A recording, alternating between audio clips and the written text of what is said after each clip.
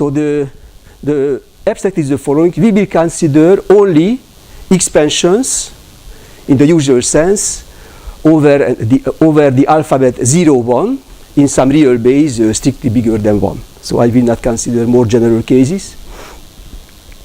And now the case of unique expansions is well understood today. So we can even consider the couples of numbers qx such that x has a unique expansion in base q, and then we have a rather clear understanding of the topological and dimensional properties of this set. Yes?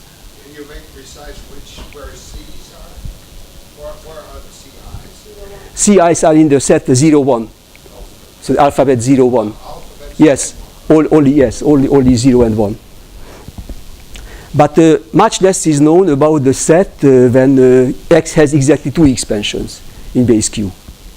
So, but we know that this exists. For instance, in base 2, there are numbers that have 2 expansions, but the general picture is very far from being understood. So, one of the first important contribution was given by Nikita Sidorov on these topics, and then I would like to speak about this case today. Now, this set is complicated, but what we will consider, we will only consider the projection of this set on the q-axis. That is, we consider the basis q in which there exists at least one real number with 2 expansions. So this set B2 that we would like to understand a little bit better. The plan of the talk is I will have to give some preliminaries about univoc bases and univoc sets. Many of them was already given by Professor Allard yesterday. And then I will speak about this set B2, and if I have some time, I will give some hints about the method of the proofs. So univoc basis. If we consider only the expansions of the number 1, then of course if the base is bigger than 2, there are no expansions, because even if I choose 1 digits everywhere, the sum will be strictly smaller than 1 over q minus 1.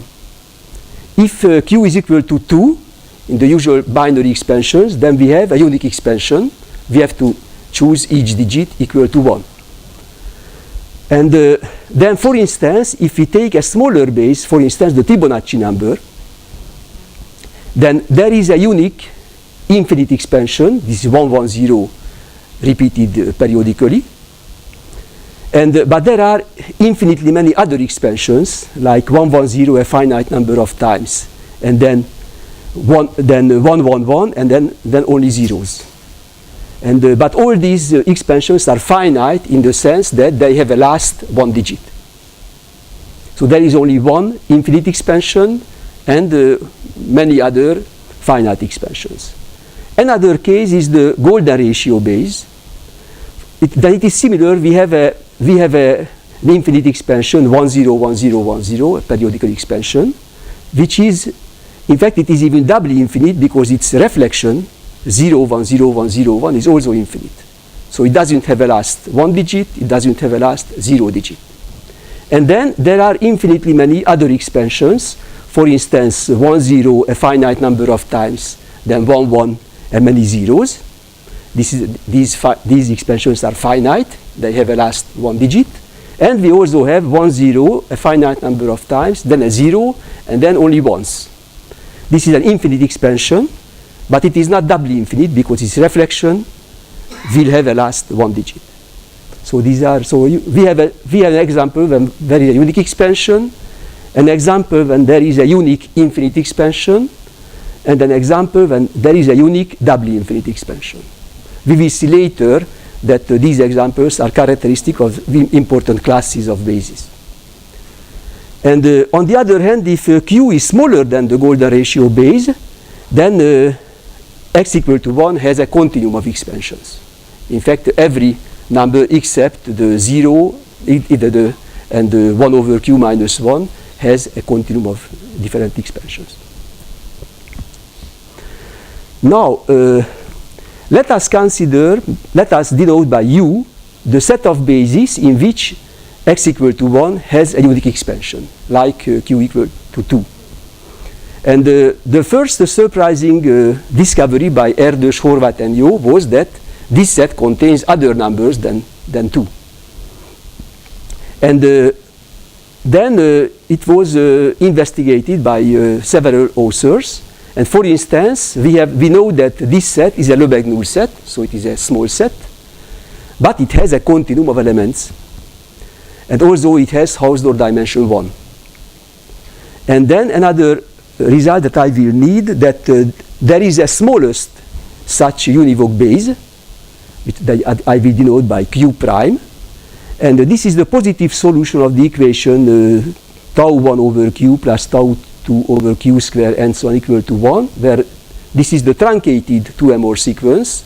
That is, if I start with tau 0, then I have the 2-more sequence that we have seen yesterday. So I start with 0 and I take the reflection, and then each time I take the reflection of the preceding word of length power of 2. Okay. Now the next step was that we try to understand the topology of this set U. So the first one is that U is not a closed set. But if we take its closure, then it will be a closed set and even a Cantor set. So it has no interior points and it has no isolated points, like Cantor's ternary set. On the other hand, then it is interesting to see what is its closure. It turns out that a base belongs to its closure if and only if the number 1 has a unique infinite expansion. As we saw a little bit before, the Fibonacci number is, for instance, in the closure, but it is not a univoc number. And since if we take the complementer of this set, of this closure, then this is an open set on the real line, so it is the union of the infinite of disjoint open intervals that I will denote like Q0, Q0 star. And then we can characterize the left endpoints and the right endpoints. It turns out that the left endpoints, Q0, run over the number 1 and the numbers of U bar minus U. So just the numbers that we had to add to U in order to make it closed. And all these points are algebraic integers. So it means that this is, of course, a countable set with countable intervals. On the other hand, if we take the right endpoints, then all these points are transcendental, and they run over some subset of the univoc bases, which are, and the expansions, the unique expansions of x equal to 1 in those bases are similar to the 2-more sequence. The smallest element is just this number Q prime. And for the other numbers, we have a similar construction by reflections.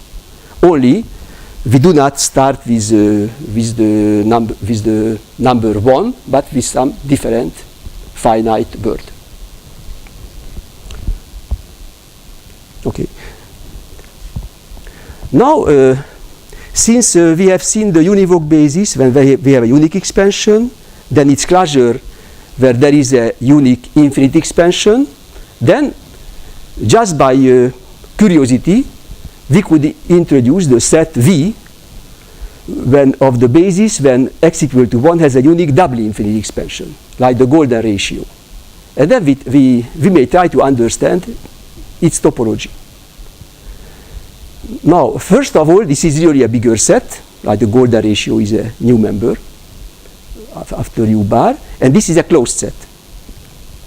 And moreover, there are many elements of this set. In fact, if we take the complement of U bar, so in order to find the new elements of V, then we have seen infinitely many disjoint open intervals. Now, in each of these open intervals, there are infinitely many elements of the set V. In fact, countably many elements, and they form a strictly increasing sequence in the interval. You see here between Q0 and Q0 star, and all they are algebraic integers and then converge to the right endpoint. For instance, if we take the very first interval, this interval between 1 and q prime, then it turns out the first element of V is just the golden ratio. So this is the smallest element of this set V. And then we have the q2, which is, for instance, the smallest element of the sets B3, B4, B5 in the work of Baker and Sidorov that I will speak about. And then there are other numbers. So it will turn out that all these sets, all these numbers play an important role in answering the questions about sets having two expansions. Now I would like to speak about univoc sets. The first important contribution was given by Glendinning and Sidorov. So now we fix a base Q bigger than 1, and we consider in this base those numbers that have a unique expansion. So we will denote by U sub Q the set of numbers X that have a unique expansion, and by UQ prime the corresponding sequences given by the expansions. And now they established essentially the following results. First of all, the sets UQ prime increase when we increase the basis. So if we have a sequence that gives a unique expansion, that it will also give a unique expansion in every larger base. This is an immediate consequence of a lexicographic characterization of Perry about greedy expansions. And then what is more interesting, so it means that in some sense the bigger is the base, the bigger is the set. Now this is translated in the following way. If Q is less than or equal to the golden ratio, then the set UQ has only the two trivial elements, the 0 with the identically 0 expansion, and 1 over Q minus 1 with the identically 1 expansion. No other expansions are unique. On the other hand, if the base is bigger than the golden ratio, then the set becomes infinite, and more precisely, it is infinite until Q is equal to this Komornik-Loretti constant Q prime, the smallest element of the set U. If it is equal to this constant, then the set becomes to have the power of the continuum, but it still has only a dimension, Hausdorff dimension 0. And if Q is bigger than Q prime, but less than 2, then the Hausdorff dimension is strictly positive and strictly smaller than 1. And if Q is equal to 2, then of course the Hausdorff dimension is equal to 1, because we know that in base 2, all but countably many numbers have a unique expansion. So we have the full Hausdorff dimension. And if Q is bigger than 2, then every expansion is unique, but not every number between 0 and 1 over Q minus 1 may have an expansion. Anyway, then it is easy to see that the Hausdorff dimension is strictly between 0 and 1. So the biggest Hausdorff dimension 1 is only for the integer base Q equal to 2. Now, the next, with Martijn de Vries, we have investigated the topology of the sets UQ for a fixed Q. It turned out that the situation for each Q is somewhat similar to the situation of U, of the set U, but not completely. There are 4 different classes of bases, whether Q belongs to U, or Q belongs to U bar minus U, or Q belongs to V minus U bar, or Q belongs to the complementary set of V. In all these 4 cases, we have a different description of the topology of UQ. And one consequence of this that we need later, that the set UQ is closed and then compact, because everything is including the interval 1, 2, if and only if Q is not a univoc, is not in the closure of the univoc basis. This was very, very surprising that if Q belongs to U bar, then the set UQ is not closed. This is the case in base 2, UQ is not closed because there are countably many elements which are missing. But if Q doesn't belong to U bar, then it is closed. So we may say that UQ is almost always closed because U bar is a set of Lebesgue measure 0. We do not have a direct proof of this result. It would be nice to find a direct proof of this result. And the next result that is useful is that the corresponding sets of sequences UQ prime, we know that they increase when we increase the basis, but there are some stability intervals. And it was Dorothy and Katoy who started to find these intervals, and it turned out that we can give a complete description by using the set V that I have introduced a little bit before. It turns out that UP prime is equal to UQ prime if and only if P and Q belong to the same connected component of the complementary set of the set V. So you see we had this the complementary set of U bar, which was given by the intervals Q0, Q0 star. Then elements of V here form an increasing sequence, and in each subinterval here or here or here, UQ prime is stable. But as soon as we cross one of these numbers, then it will increase by some countable set. So this is of course we also have this interval. If Q is bigger than 2, then of course they are always the same because then all the sequences are univoc. So anyway, we have these stability intervals.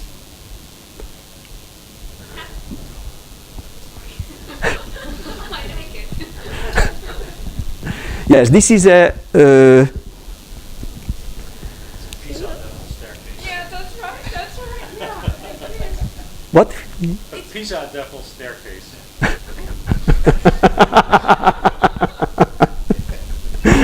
Yes, in fact, when coming to Pisa, I was warned that I have to be careful when walking around because there is a tower that can fall, so I have to go around in the other way. So it is very interesting if we consider the dimension of the set UQ as a function of the base. So we know that in some sense, as Q increases, then UQ becomes bigger and bigger, but not real UQ, but UQ bar. So even so, it turns out that this function is continuous. So we have believed to prove it with Deron Kong and eventually, and then Peter Allard found a gap, as he explained yesterday, but luckily the result is still true. So they found with Derong a good proof. On the other hand, so this function is continuous, but if we consider in the interesting part for Q bigger than Q prime, because before that it is identically 0, then it has a strictly negative derivative almost everywhere. And despite of this fact, if for every Q which is bigger than Q prime, the dimension is strictly bigger than in the left hand point. So this is like Cantor's function, only now the derivative is not 0 almost everywhere, but it's strictly negative almost everywhere. What is it's in some sense it's a natural example of such a strange behavior. Now I can turn to the study of the set B2. So once again, B2 is the set of bases Q in which there exists at least one number x with exactly 2 different expansions. Now, Sidorov, I think about 10 years ago, proved the first substantial paper on this subject, and among other things, he proved the following. First of all, he gave a characterization. Q belongs to the set B2 if and only if the number 1 belongs to the different set UQ minus UQ. And then using this, we get at once that the univoc bases all belong to B2, because if we have a univoc base, it means that the number 1 has a unique expansion, but the number 0 also has a unique expansion. trivially. And the difference of the two is 1. So 1 is equal to 1 minus 0. But moreover, he also showed that if the base is close enough to 2, then also we have 2 expansions. So more precisely, if Q belongs to the interval between the Fibonacci number and 2, then there exists an X with exactly 2 expansions. Q cannot be bigger than 2 because then every expansion is unique. And he has also found the 2 smallest elements of the set B2, approximately 1.71 and 1.75. They are algebraic numbers with the minimal polynomials that I will not write down here because we do not need this. And now there were many further results by several people like Simon Baker, Daron Kong, Yuruzu, for instance. And one result that they consider the sets BK when there is, so those bases when some X has exactly K different expansions. Or K can be only countably infinite. Like for instance, the Golden ratio is such a base. And okay, but the results are much less complete for these more general sets than for B2. Now, Sidorov also raised some questions. First question was whether this set B2 is closed or not. Like the corresponding set U was not closed, probably it is not closed either. Then he asked whether, so if we consider the bases which are bigger than the Komornik Lorentzi constant, then his feeling was that there are many elements of B2, but he asked whether we can say that the Hausdorff dimension close to the Komornik Lorentzi constant is whether it is strictly smaller than 1, because if not, then we could even hope that here in this theorem maybe we can replace the Fibonacci number by Q prime. But if this conjecture is true, then it is not possible. And then, on the other hand, he also asked whether the set before the Komornik Lorentzi constant, whether it is a discrete set, and if it is discrete, then it is countable. Now, just to small remark that this constant here in the last question, is Q prime, is the biggest possible because Kong, Li, Lu, and Martijn, they have proved that for any positive delta close to Q prime, the Hausdorff dimension is strictly positive. So there are really many elements after Q prime of the set B2. Okay. Now what can we say about? We have some answers with Daron Kong. First result is this set B2 is closed. So not like the set U. This time it is a closed set. Then the other one, then again we have an affirmative answer. So there exists a small delta such that the set B2 in this right neighborhood of the number Q prime is strictly smaller than 1. On the other hand, for the third question, the answer is no. It is true that this set is countable, so up to the Komornik Lorentzi constant, because its elements are algebraic integers. But, and also it is true that if we take its isolated points, then they form a dense set. However, there are also infinitely many accumulation points. So it is not a discrete set. Now, another result that we could also improve this relation that the set U is part of B2. So since B2 is closed now, we know that U bar is also part of B2, and in fact V is also part of B2 except the Golden ratio, which is too small. It is smaller than the smallest element of B2.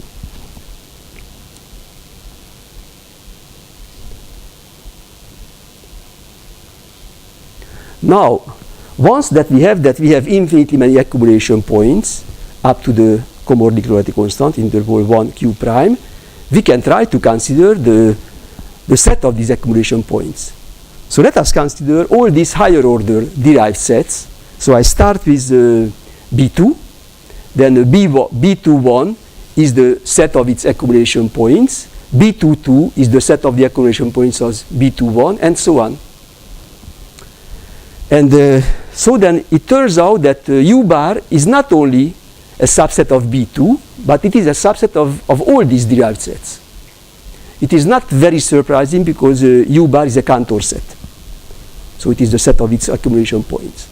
But on the other hand, also the set of V minus the Golden ratio, we saw that it is a subset of B2, but in fact it is also a subset of the second derived set of B2, but not of the third.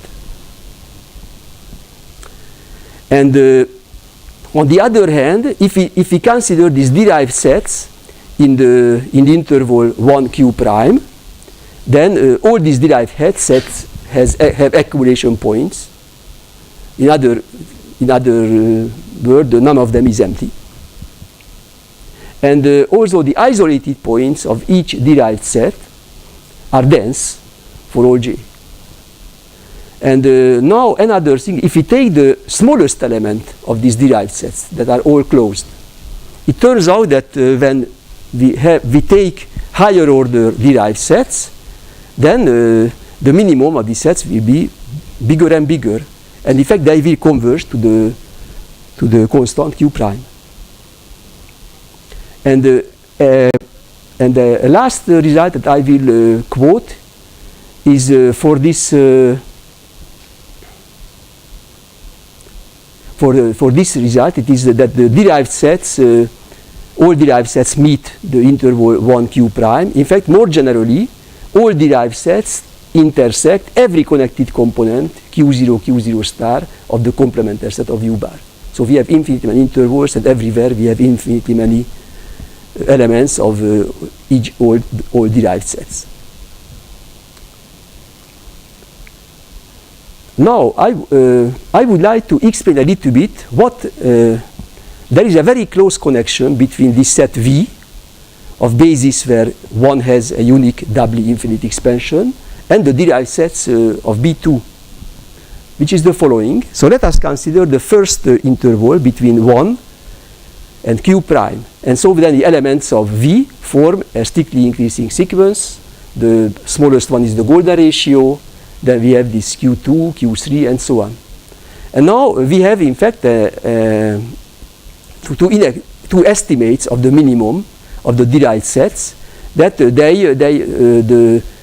derived set of order 2j is between qj plus 1 and q2j plus 1. So this implies that if j tends to infinity, then qj plus 1 tends to q prime. So this gives the result that I wrote down on the previous slide, that the minimum will tend to the Golden ratio.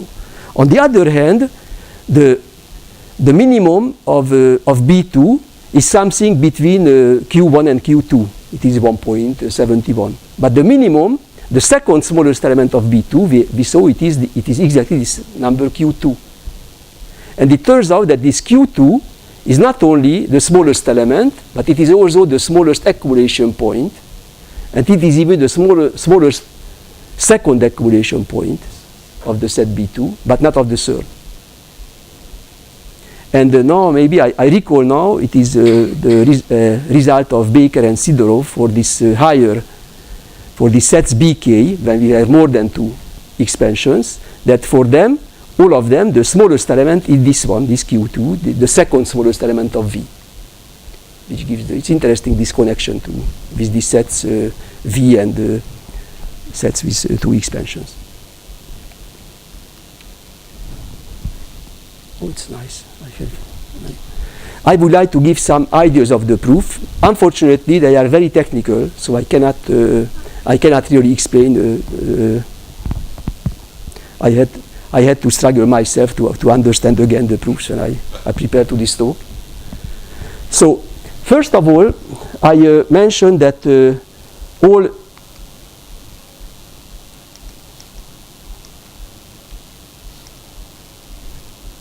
yes, let's see.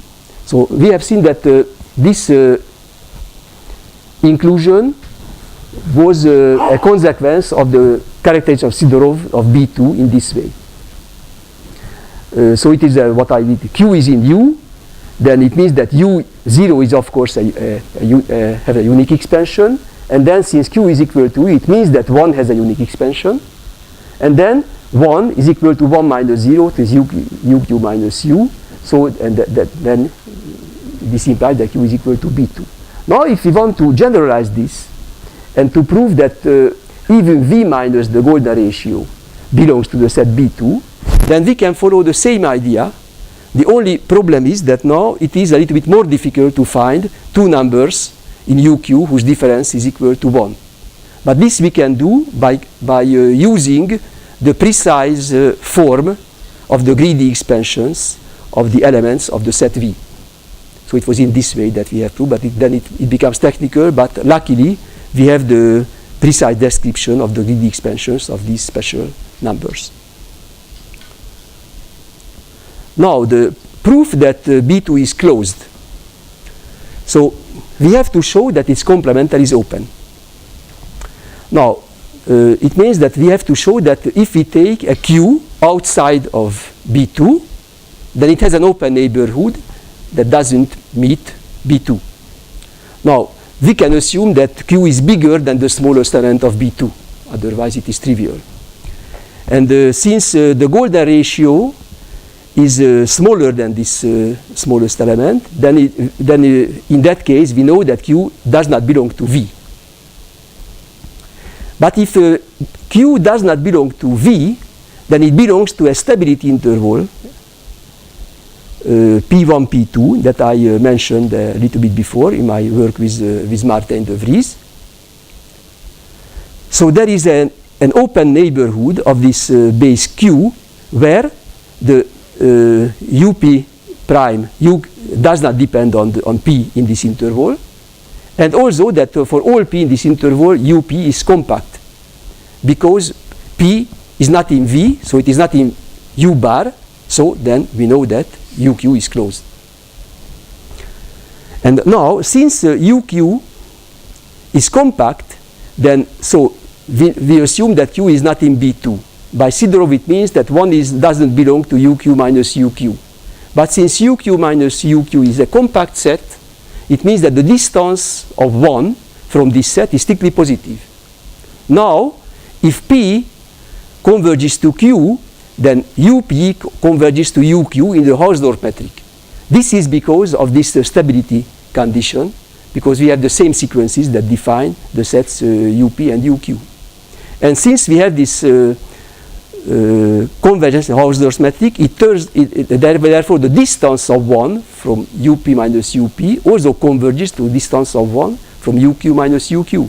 So it means that since the letter is strictly positive, if P is close enough to Q, then this distance will be strictly positive, which means that 1 does not belong to UP minus UP, and then P does not belong to B2.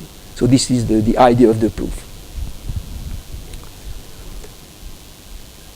Now, in order to understand what happens up to the Komornik-Lorenzi constant, in fact we have to understand the structure of the unique expansions. So the first step is the following. Again, I consider this set 1 Q prime and the elements of V in this set. Golden ratio Q2, Q3 and so on. Now, we can find an explicit expression of the greedy expansions of 1 in all these points.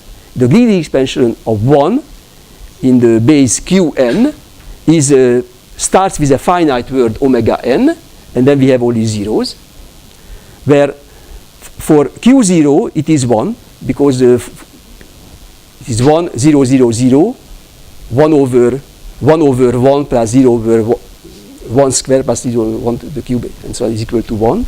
And then omega 1, so in the base, golden ratio base, it is 1, 1. We have seen this is an expansion by the definition of the golden ratio. 1 over q plus 1 over q square is equal to 1. And then the next one are obtained in this by this. Oh, there is a mistake here. I take an omega n, I take its reflection, and then I have to, the reflection, the last digit, I have to change from 0 to 1. So it is there is a plus here. So the 1 1 0 1 1 1 0 1 0 0 1 1. So these are the initial blocks of the 2M sequence. Effect. So this is the first step. Then the second step is that we can describe explicitly all the elements of UQ prime if Q belongs to one of these connected components of the complementaire of V. More precisely, if Q belongs to some set Qn plus 1, then in fact the unique sequences have this form that we start as some number of zeros, then we have this omega 0 bar finite number of times, then we have this transition word omega 0 omega 1 bar once or 0 or 1 times. Maybe we do not have this, but we can have only once. And after this we have omega 1 prime, a finite number of times, and so on. And this we go up to k, where k is at most n. So all these s exponents are zeros or ones. The other ones are non-negative integers, and the very last one is infinite, because we have to obtain an infinite sequence at the end. And so this is a little bit long to prove, but this is a very, very useful characterization of the description of unique expansions. Now, when we have this, then we can refine Sidorov's characterization in the following way. We can rewrite in the way that Q is in B2 if and only if there exist two unique expansions, unique C and D, such that the evaluation of 1C and 0 D bar is are equal in base Q. This notation is just in order to not to write the whole sums. Now this we can rewrite by taking the reflections in these more symmetrical ways. That if I introduce this f of CDQ for two univoc sequences, 1C in base Q, 1D in base Q minus the 1 1 1 sequence in Q, then this condition is equivalent to say that Q is a zero of this function. Now there is a lemma which says that if for some univoc sequences C and D we have really a zero, so we have element of B2, then these sequences C and D must start with a 0 digit. So we do not have to consider all univoc sequences. And moreover, for all bigger bases, this function FCD will be strictly positive. So it means that if I take two sequences, either they correspond to a unique element of B2 or to no element of BQ. In this way, we can represent always in an interval Qn plus 1 the elements of B2 as the numbers of the form QCD, like the zeros of these functions FCD, for some subset omega n plus 1 of the product set of the univoc sequences in U prime n plus 1 U prime m, it is not it is Qn plus 1, excuse me, in the last base, again using the stability. So we have a very precise description, and once we have this, then it means that I can rewrite again. It means that if I have an element QCD here, then it means that C has this form and D has this form with some exponents J and S. And the proposition, and here we have the up to K and up to M. And K and M are integers between 0 and N. And now the proposition is the following, that this elements of B2 belongs to the J's derived set if and only if the sum of the last these numbers K and M are less than or equal to 2N minus J. There is a rather simple convergence argument, but I do not have the time to write it down. But this gives a complete description of the derived sets in function of their form, and this practically yields all the results that I stated about the derived sets. Now, one last remark, and I will finish my talk with this: that this was the first time that we had to use this elementary result that I always start with when I am teaching analysis, when we have to prove the Bolzano-Weierstrass theorem. So Bolzano-Weierstrass theorem, that is every bounded sequence of real numbers has a convergent subsequence. So the proof is that first, we can always take a monotone subsequence. And if we have a monotone subsequence, then the proof is finished because it is monotone and bounded, and then it is convergent practically by the axioms of real numbers. And now this monotone subsequence theorem, that every sequence, even not unbounded, every sequence of real numbers has a monotone subsequence. This I do not know who really discovered this theorem. The earliest source I found, it is in the textbook of Kurczak in 1920, and now it can be either Kurczak who found himself this theorem, or maybe Vries, because as we see, the proof of this result is like the rising sun lemma of Vries when he proved the Lebesgue differentiation theorem. And also Vries included in some of his lecture notes that I found in the Renyi Institute, that has not been published, as an exercise. So I do not know, but I asked many colleagues in Hungary who are interested in history to find the real who really discovered this theorem, but they have not yet found the answer. Now, how we prove this theorem? We can represent each element of the sequence by a vertical line whose length whose top is equal to the number that we represent. So this, for instance, this is the first element, second element is bigger, third is smaller, fourth is smaller, fifth is smaller, sixth is bigger again, and so on. And then we look at the rising sun, and we look at which are the segments which are illuminated. And here the illuminated segments are in red, the others in blue. And now there are two possibilities. Either we have infinitely many illuminated segments, but then by definition they will form a strictly decreasing sequence. Or we have only finitely many. If we have only finitely many, it means that after some time all segments are blue. It means that after each element I can find another one which is at least as big as the previous one. And then by induction I can construct a non-decreasing sequence. And it's very strange that this theorem was crucial in proving the convergence results for the derived sets.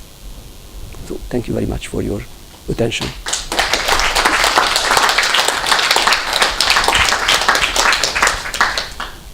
Any questions for the speaker?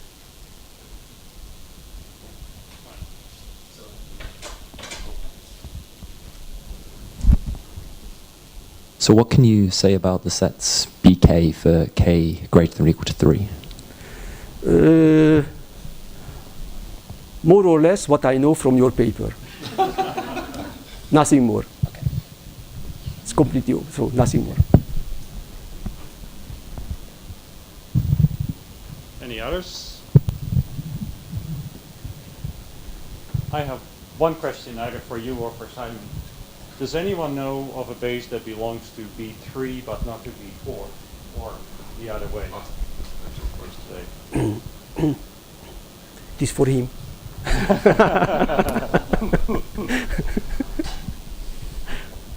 Future research.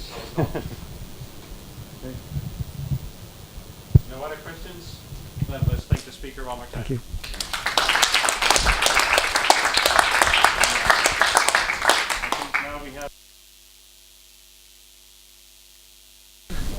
First, thanks to the organizers, and especially to the scientific committee.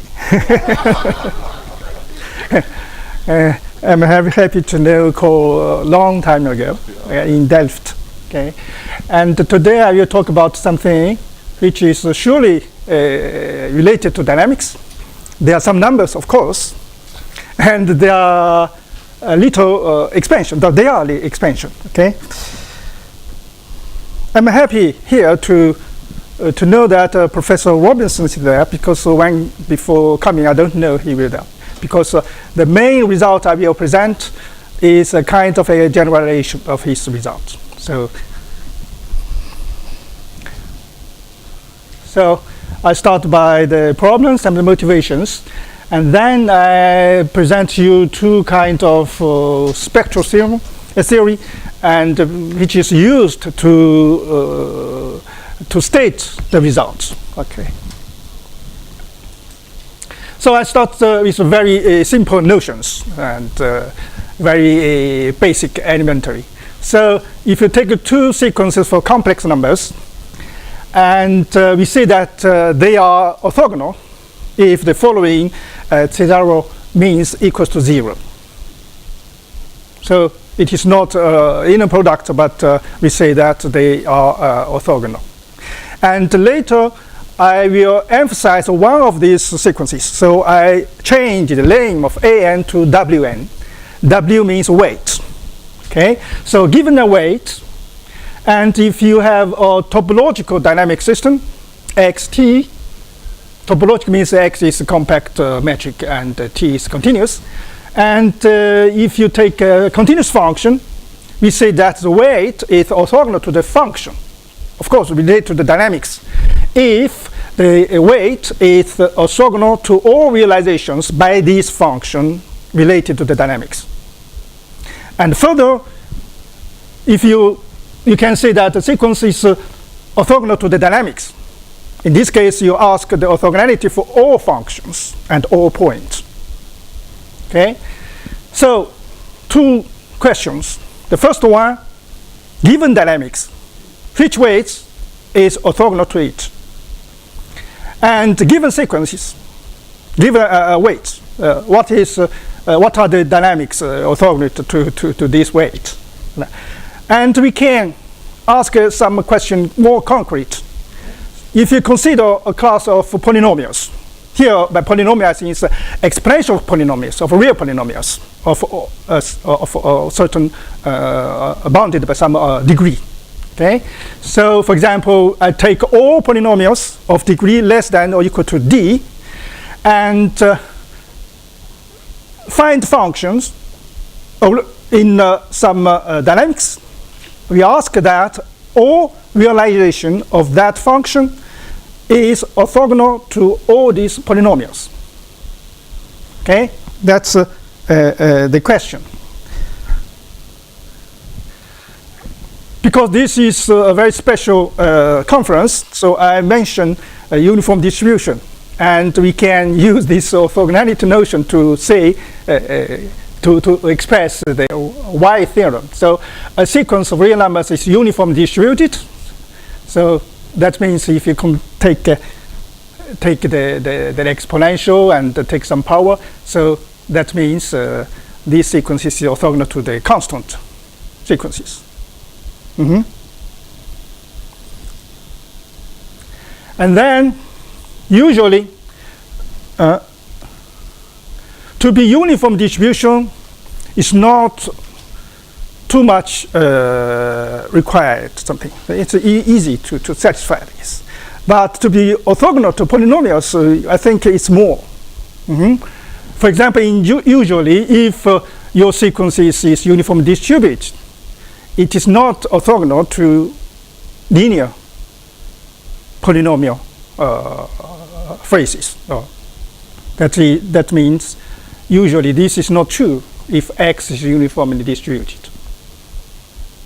Okay, so asking the sequence to be orthogonal to polynomials, we ask a little bit more than uniform. Not really comparable, but this is another kind of complexity or randomness for me. So here, and actually, there is a very vague notion how to describe randomness or complexity of sequences. Okay, so the orthogonality is a kind of this property.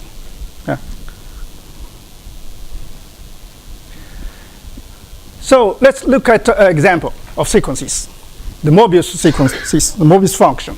So it is this function is multiplicative, And so it is defined in this way. Maybe it's better to look at this way. Okay, the zeta function, the inverse of zeta function, and here is the coefficient of this derivative series. And there is a conjecture of Sanak, which is not proved for the moment. If the system is of zero entropy, then Mobius is orthogonal to it for all dynamic systems. It is proved for different classes of dynamics, but not for all zero entropy dynamics. It remains a conjecture for the moment. So there are many work done in this for this conjecture. So there are many results. I don't cite others. Okay. So for the moment, I'm talking. So you don't see any sequences which is orthogonal to all zero entropy dynamics are there, because Mobius is conjectured to be, but it's not proved. Okay. So a natural question: can we replace Mobius functions by others? Can we find some sequences? Okay. Mobius, for people working on number theory, it is say that it's random, very random. Then he will cancellate simple sequences produced by zero entropy dynamics. Okay, so this is a question like this. Maybe I say a little bit more about Mobius function. Okay, Mobius function is orthogonal to the constant function. This is actually the prime number theorem. It is proved by the people working on dynamic or number theory, and Riemann hypothesis can be stated in this way. So it is very strong oscillating, because the order is a little bit more than 1/2, and the derivative theorem maybe say that it is orthogonal to this simple dynamics. This simple dynamics, and there is estimation by Davenport that the Mobius function is orthogonal to the relation of rotation or rotations. And actually he has a very precise estimation uniformly on alpha. If there is no h here, it is trivial. So he just gains something logarithmic order. But the Vries hypothesis is much more than that. Okay, and for the moment there's no proof in this exponent logarithm exponent to usual polynomial order. That means we cannot prove here 1 placed by 1 minus something. Okay, and actually we know we can even replace here by a polynomial. That means Mobius function is orthogonal to all polynomials, not only to degree 1 polynomials, linear polynomials. Okay, and it is known that if you consider these Mobius sequences taking values -1 and 0, and there is a subsystem, okay, and the topological entropy is positive. That's why people think that Mobius is complex. It's random.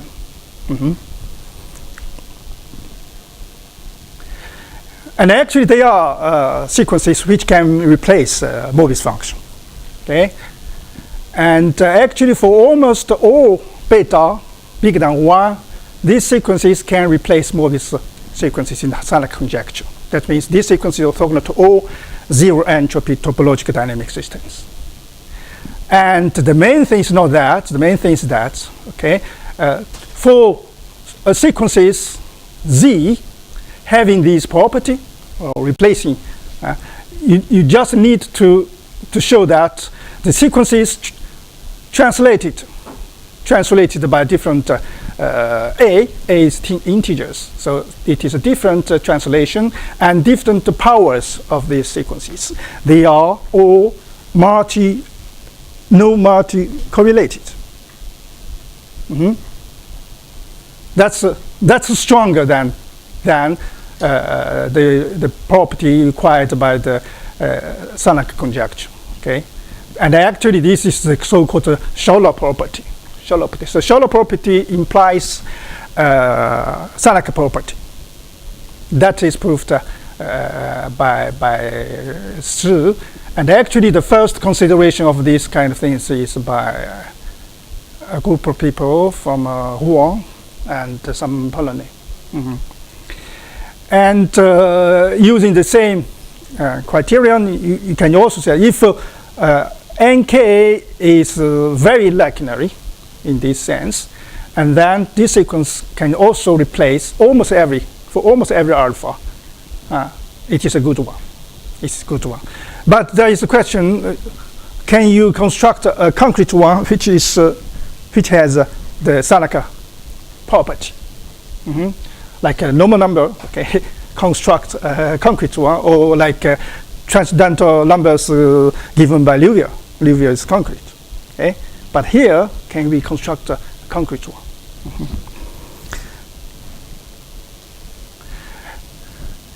Now I'm recall some weighted ergodic theorem. The first one is well known, and the second one is also well known. But I just used the second one to introduce this topological version. Okay, and in some sense, the main results I will present is a kind of a generalization of these or these. Okay, before to present, this is not what I've been talking about, okay?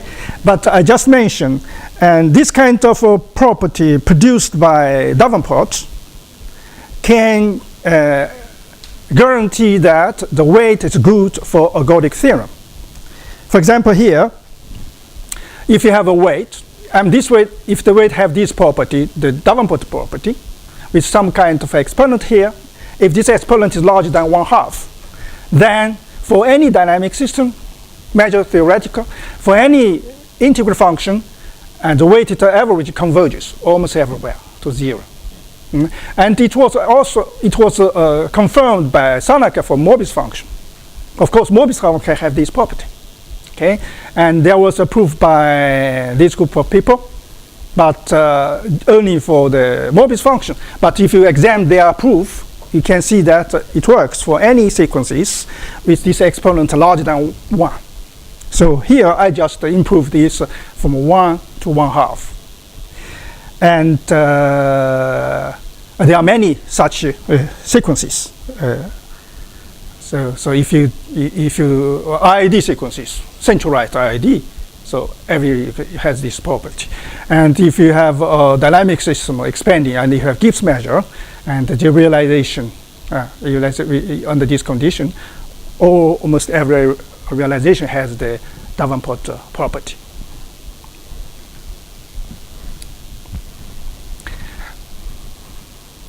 Okay, now I ask here a little bit less than Davenport. You have orthogonality to all polynomials of order less than or equal to d. Not uniform. I don't ask a uniform. Okay, so it is a sample orthogonality, but for a class of polynomials. So if this is true, we say it is d oscillating. If d may be arbitrary, you say it is infinitely oscillating. And then why this introduction? And actually, when d equals to 1, just a simple oscillation, and we can prove that these sequences can replace Shannon and Morbius function for a class of dynamic system in the Shannon conjecture. That's the origin to introduce this kind of notion. And de-oscillated sequences just can be characterized by the orthogonality to all zero entropy automorphisms on this dimension. It's depending on dimension. Okay, if you allow the affine parts, so that you can lower the dimension. Okay, and actually there is a result of Lessine which says that in the language of orthogonality, he says that for a totally ergodic dynamic system and for a function with mean value 0, almost every realization is infinitely oscillating, totally ergodic. And there is a result for Akiyama and John. He said that okay, this is a little bit less stronger than the Scholar property. Okay, but before that they proved this infinite oscillating property for this exponential of polynomials of beta. I already mentioned. Okay, this is why we introduced one-dimensional, one oscillating notions. Okay. And actually, for simple dynamics, like affine maps of zero entropy on a compact abelian group. So for me, it is a simple dynamics because it's simple. So we can cancellate it by oscillating sequences. That is this is very oscillating because infinite oscillating. Then you can cancellate all these because dynamics is not complex. Now, before to restate, and actually what I would like to do is just my aim was to see if Lecin's result can be proved true for some function for every x. For every x, that's my gain.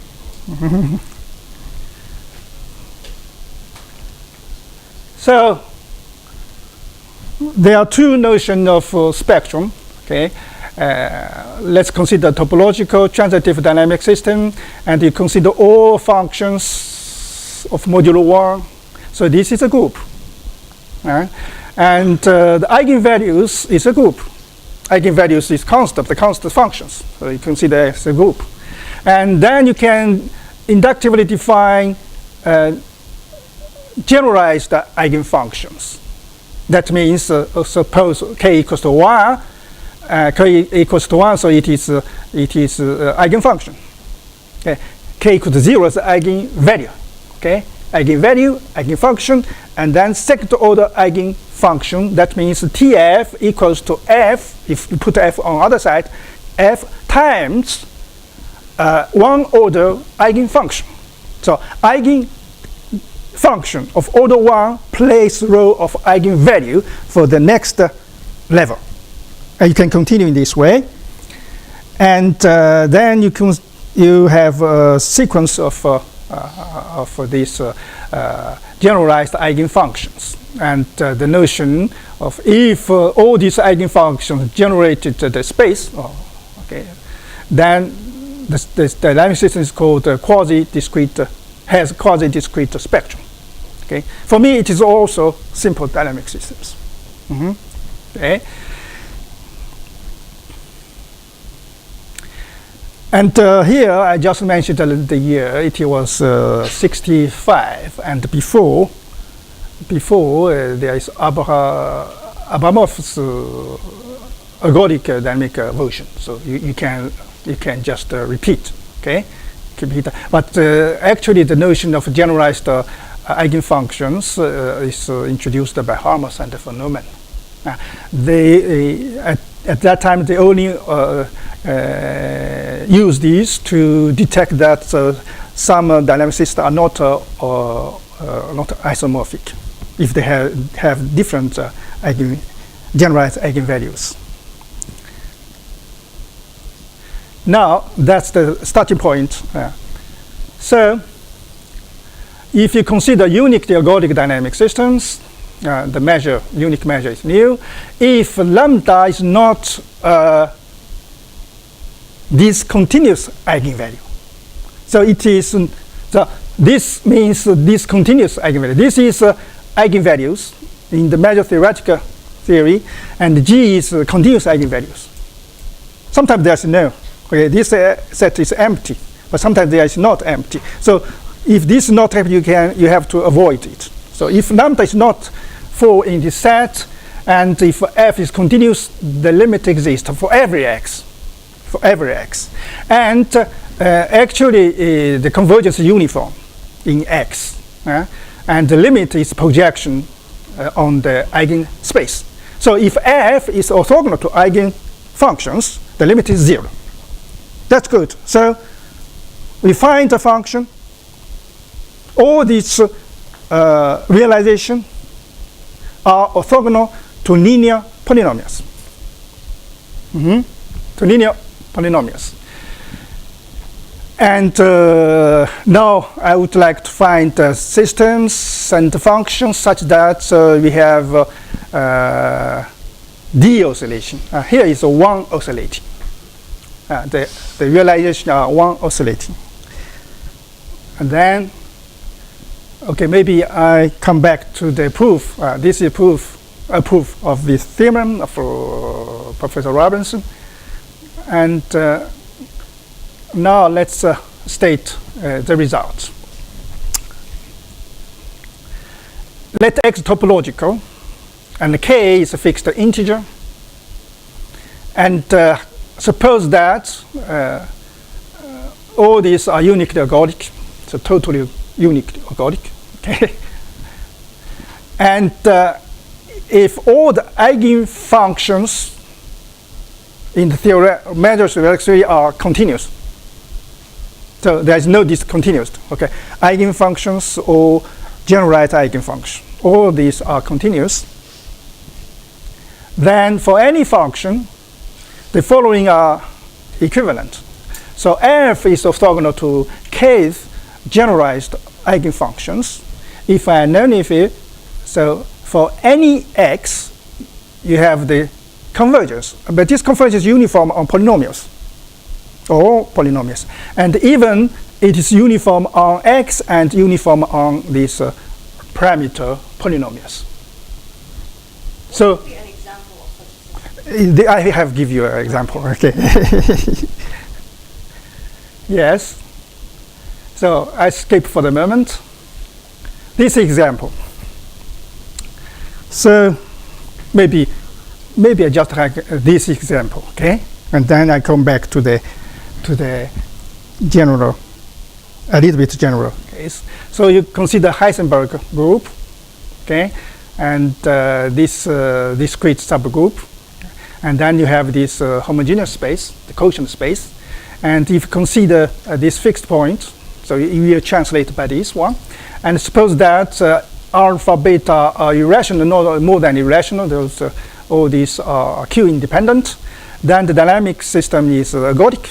And all powers are still uniquely ergodic. And this is a good example. That means all the orbits are orthogonal to all polynomials.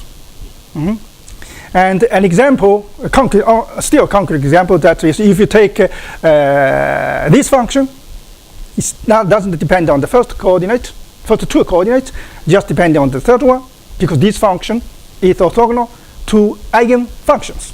Eigenfunctions depending only on x and y.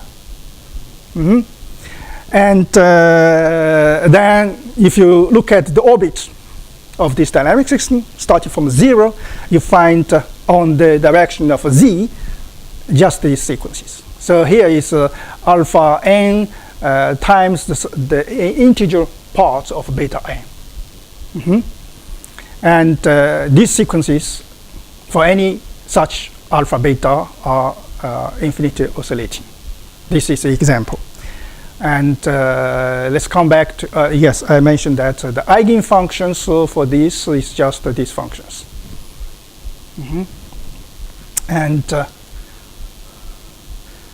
And so if you take any connected linear proton Lie group and gamma discrete co-compact subgroup, and if this translation defined in this way, okay, is uniquely ergodic. Then for any function which is orthogonal to, and actually G infinity means all generalized eigenfunction, but actually there's no two-order generalized. There is only two eigenfunction. And actually, this is the key. This dynamic system don't have other generalized eigenfunction than the true eigenvector, the classical eigenfunction. This is, okay? So that's why this, and that you can replace by G1, but G1, G2 are all equal, okay? So this is the example. Maybe maybe I go back, try to give some idea of proof. This proof is you can understand. You can understand immediately. Okay. So I try to give a proof of this theorem, and I suppose, for example, to be simple, to suppose that there is no continuous discontinuous eigenfunctions. Okay. So you use just the von der Koppelt inequality, which is here, okay, and you write thing. I cannot remember, okay. So you apply these to the general term of that Cesaro mean, and you see that CH is correlation sequences defined in this way. So you just rewrite in this way. So here you have the mean value of this. Well, this is ergodic mean. This is also ergodic mean. This is also ergodic mean. Okay, because you have changed. So the variable is n.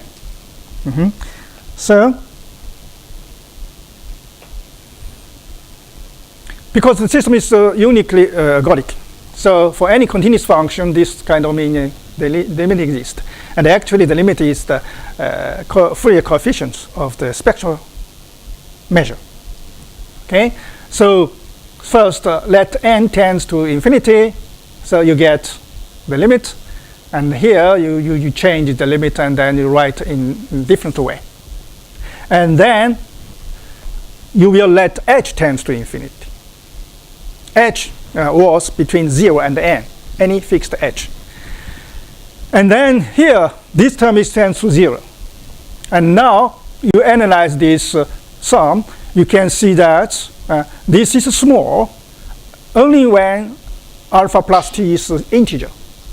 Okay? And then if this is not integer, if it is integer, that means you have some. This is equals to the constant one. Okay, so, and then you get the math of this measure. Okay, but this is not eigenvalue. This is not eigenvalue. So the mass is 0. This is not eigenvalue. The eigenvalue supports the eigenvalue is just the atoms of this measure.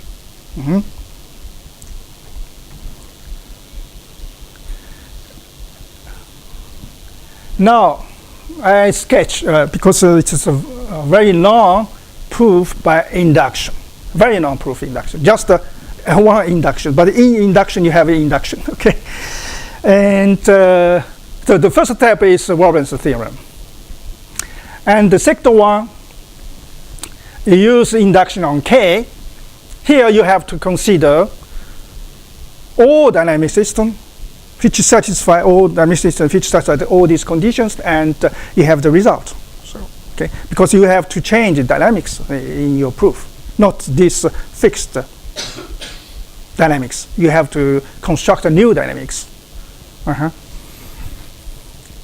And first, if you again use von der Koppelt inequality, okay, you can prove for these polynomials.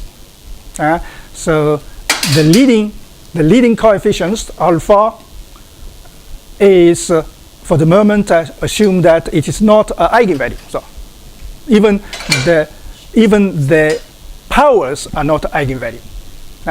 Not alpha, but alpha here, alpha, exponential of alpha represents the eigenvalue. Eigenvalue are groups, so not alpha, the powers of alpha are not eigenvalues. Okay? And in this case, you can almost the same argument as I showed you in the case k equals to 1. So you get this one. And then the most the difficulty is just how to deal with this case, how to deal with eigenvalues. And in this case, so we know that if k is smaller, the theorem is true. That's the hypothesis of my induction. So we construct, in this case, a new dynamic system, just group extensions. Group extension. Maybe it should be k minus 1. Okay? And for this extension, this gamma here is this eigenvalue. And we can choose this eigenvalue, because eigenvalues there are many. Okay? We can choose eigenvalue such that this equation don't have any solution in integers. And actually, that is the condition of Fürstenberg, which ensures that the extension still is uniquely ergodic. It's uniquely ergodic. Okay? And then you apply the hypothesis, the induction hypothesis, to the new system and this new function. And you get what you have to estimate as a similar estimate, but for the order k minus 1. That's and in the theorem we have here is the expression for any alpha and any polynomial now, because alpha is arbitrary now because we treat it differently. So, and here is arbitrary polynomial. So, for the moment, I proved the theorem for any fixed polynomial. But the statement of theorem says that you have a convergence uniformly on polynomial. Here, there is a good idea from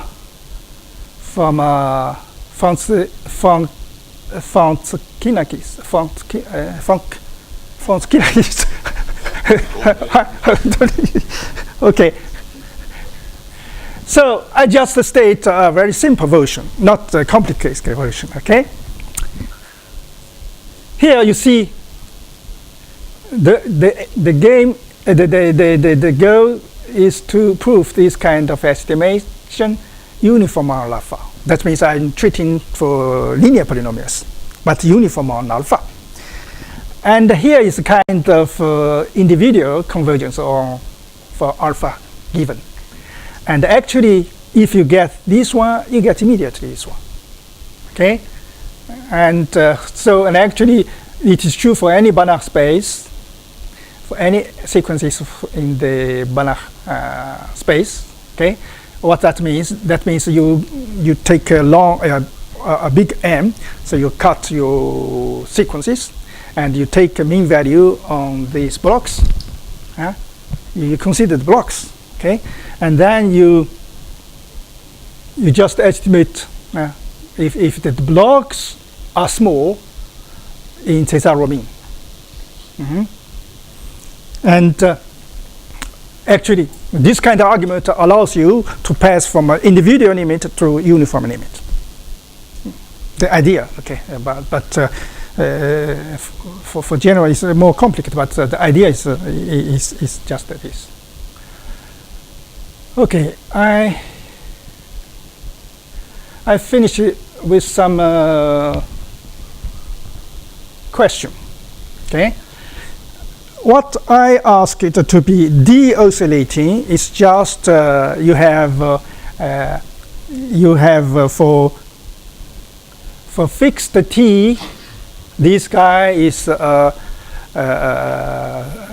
smaller o n. Yeah, it's small. Okay, it's impossible to estimate uniformly on t. This is the question. Okay, and actually, if Wn is two more sequences, there is a best exponent obtained by Gerfeld. Okay, this is the best one. And actually recently we can do that for most of C. C here, S2n is the sum of digits of n in 2 expansion. Okay, so if C equals to 1/2, you get the 2 most sequences. So if C is arbitrary between 0 and 1, you get what I call the generalized 2 most sequences. And for many C, you can get the best exponent. Before that, I think only the true 2 most sequence you can get the best. Of course, there are many estimations. But I don't think they are except the 2 most. I don't know anyone which is precise. But if you change n to n square, I don't think there are any precise estimation. So this is a question. This is a question: how to obtain the exact growth order of these polynomials. Okay. But for any polynomial here, it can choose that there is an exponent less than 1, but we don't know the best one. No sequences.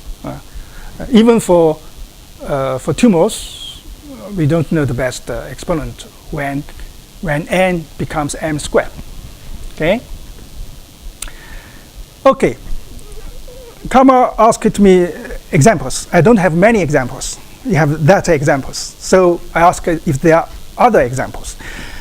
And for me, it's that if you would like to produce biodynamic systems and see oscillating sequences, the dynamics must be more or less complex. For example, irrational rotations on or rotations, okay, or affine systems on abelian groups cannot produce that. It's not possible. Okay, and but the translation on the Leo system, the example I gave, can. Okay, so you have to use these generalized eigenfunctions. So that function you are looking for must be orthogonal to eigenfunctions, but not too much eigenfunctions. If you eigenfunctions too many eigenfunctions, there's no function which is orthogonal to that.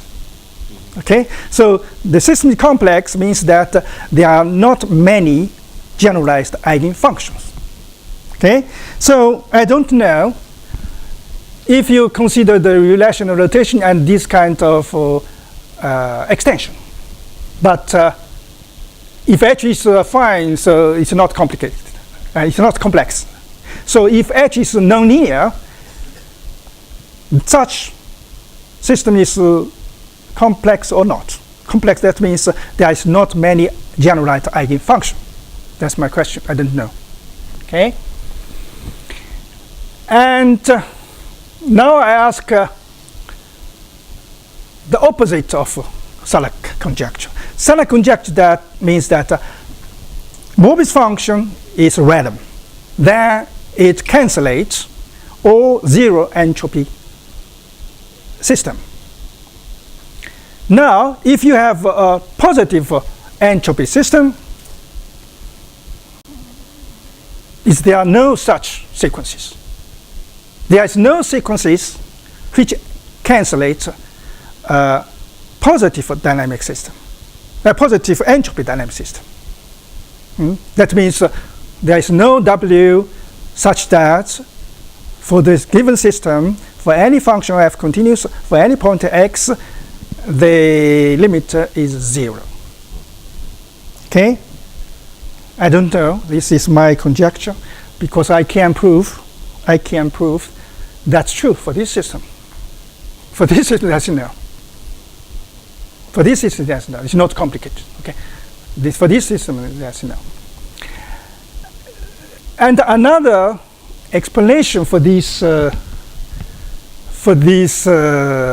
phenomena, I would like to know for typical f, well, typical for almost all f, the weighted ergodic average weighted by modulus is multifactorial. What is the multifactorial analysis of that? It seems difficult. This question. I can do if f depending only on the first coordinate if you are in the symbolic space. If f depending on first coordinate, it's easy to obtain the multifactorial spectrum. Okay, and that's also a proof of that. Because multifactorial, that means you have different limit. Orthogonality means the limit is over 0. So this question is related to that one. If you find a real multifactorial spectrum, then you prove that for that system. Okay, so this is a kind of precision of that that conjecture. Okay, but if f depends on 2 coordinates, I have no idea. So I stop here. Thank you.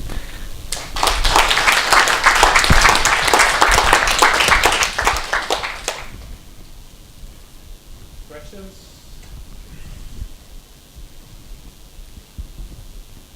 Sorry.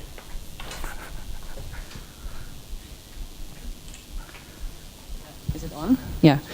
So for your anti-Sarnak conjecture, did you try any other maps except for the doubling map, or beta transformations? For linear system, it's the same. It's the same proof. But for non-linear, I don't try. Okay. You can try. But I hope that it can be proved for the general case. And if you try that, if the entropy is positive, try to find a nice subsystem. If you have something it's bad on the subsystem, you get something bad. Okay, if you can find a subsystem easier to treat, then you prove the conjecture. How to know the factors of the, because it is a positive for entropy, so you have many subsystems. Maybe a good one, maybe linear one. I don't know. Maybe a linear one. If it's linear one, usually it's easy. In linear one, you can use the harmonic analysis. Actually, you have. So if you have your symbolic case, right? You have a real symbolic, and actually my proof that is just consider. I give you the proof, and actually, mu n. The conjecture say that for any to true, so we just find a function or find cosine. Okay, and I try to construct a measure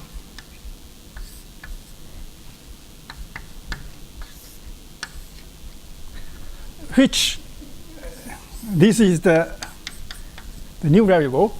I construct a measure such that the mean value is 0. That means the mean value of that is equals to that. And I try to prove for this one a larger number theorem. So if this tends to 0, and if this tends to 0, still tends to 0, then you get tends to 0, but this is 4. The limit is not 0. Okay? And how to construct this measure, there are some kind of a Vries product.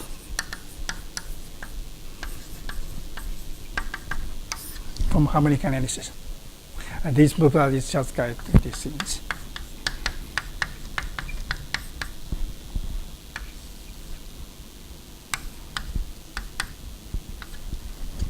This is a measure. And this is a measure by construction. We have this, and it's easy to prove that. Actually, by construct the Vries measure, I find the bad point, x. The bad point. You have to the bad function, bad point. So it's a very harmonic analysis. So if you have a linear, non-linear one, it doesn't work like this.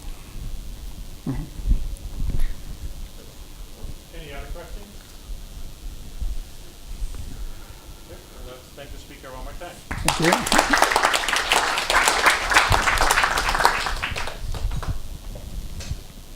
She grew up in Baghdad. She studied economics in London. Then she moved to Toronto to do her PhD. She's currently in Paris. She's traveled the world. She knows everybody. She doesn't need any introduction.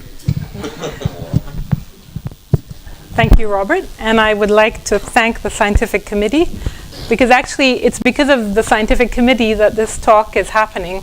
A few years ago, you invited me to give a talk in some place in the Netherlands whose name I never figured out how to pronounce.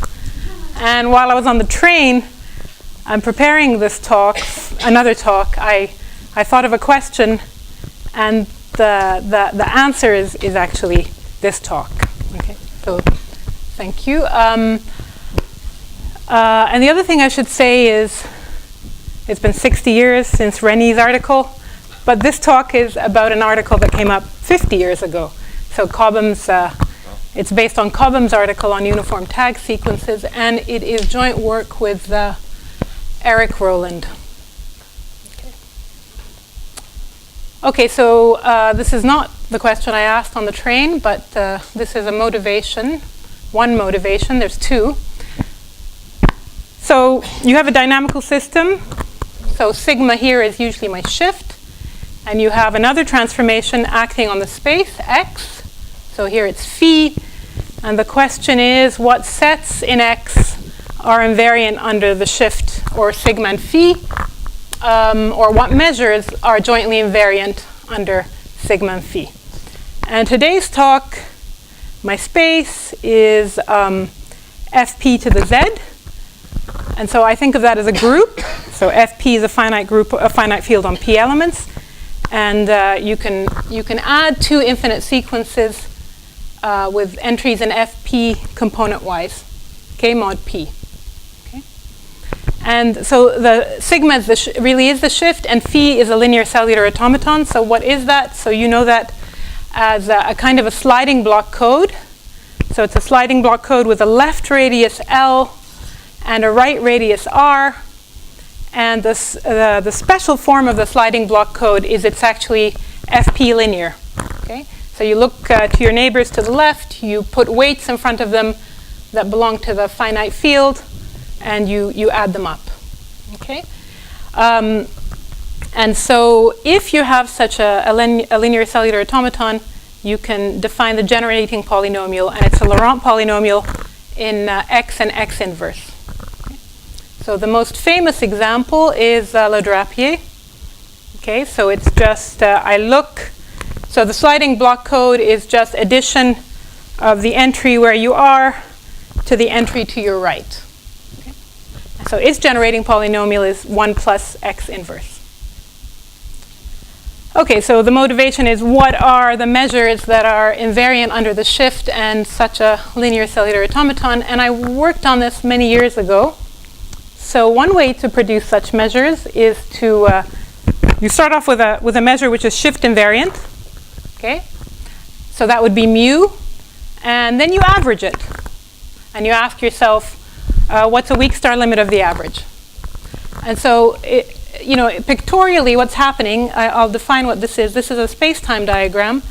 So the bottom row, you generate, barring what Mike said yesterday about what is a random sequence, you generate an initial condition which is, let's say, 1/3, 2/3 random. Okay, the result of a biased coin flip, and you apply phi, and you keep applying. So as you apply phi, you move up in the picture, and then you're taking an average of what you see on all these rows, and what we showed is what you see is actually uniform. Okay, you see a uniform, a fair half-half coin toss. Okay, and there were other nice results at the time. This was also a nice result by Ostmas and Martinez, who showed that if you have a measure which is invariant under the shift and under a linear cellular automaton, if it has positive entropy for phi and is ergodic for the shift, then it must be the uniform measure. Okay. So sort of the idea here is you do not want to start off with an initial condition which is random. Okay, because these are sort of saying that they're not going to give you very interesting measures. Well, they're going to give you the uniform measure. Okay? So the question is, what if you start off with a sequence which is not random, far from random, and can you produce jointly invariant measures in this way? Okay, so this is a, whoa, no, I don't want you to see all my secrets. Okay, so this is an example of a space-time diagram, and I'm about to define that. Okay, so what is a space-time diagram? It's a two-dimensional configuration where you start off on the y equals 0 axis with the initial condition. So in this example, my initial, okay, where's my light? My initial condition is right there. Okay, so I have a black stands for 1, and the rest is all 0. And in this case, I apply phi. So if you like to do concrete examples here, I'm adding, it's actually it's like Le Drapier, but you add your left neighbor, okay? And you move up, and the two-dimensional configuration is a space-time diagram. Okay. Okay, so here are some space-time diagrams. These are Z cross Z configurations, because the thing I should have said was sometimes you can move downwards, which means moving in the path. You're applying phi inverse. Okay, it might not be injective. You might not have an inverse, but in this case, you always will. Okay, so these are Z cross Z arrays. So the thing on the left is actually a close-up of the thing on the right. Okay, and well, so for example, you could say, well, that's clearly not random. Okay, whatever you're generating, because I don't see large blobs of uniform color. Here's another example. Okay, so this is a Z cross N array. So I've applied my initial condition on the X, on the Y equals 0 axis, and I've moved up.